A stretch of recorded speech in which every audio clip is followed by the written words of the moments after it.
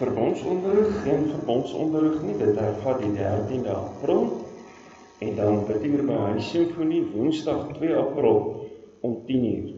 Nou, kan jy glo, ons is alweer by April, dit is sommer klaar hier, wat 'n voorreg om dan ook lekker saam te kan gaan bid hier daar by Huis Simfonie.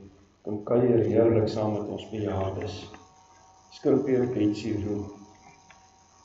Sy gaan lang afstand met skimp, maar daar sekerlik reëlings getref.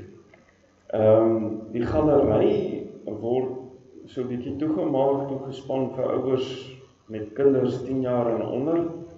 Die agterste ry daar by die rekenaar is gereserveer vir persone wat met die e-port werk. Diaken in Wijk 3, Nikkie van der Meulen is verkies as diaken in Wijk 3 en hy word bevestig 13 April. Goeie Vrydag vir ons nagmaal. Dit is Vrydag die 18de April om 8:00.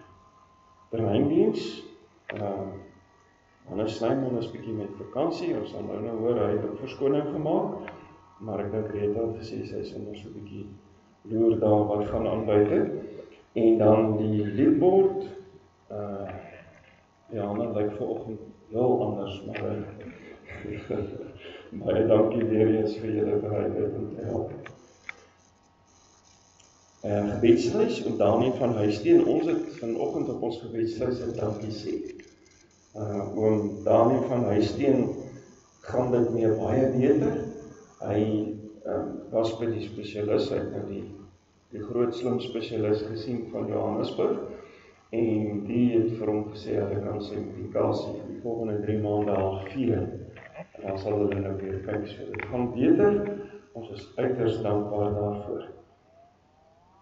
En dan verskonings, Koeman Botha, Paul Roep, Thys Snyman, Hannes Snyman en L.J. Tronk.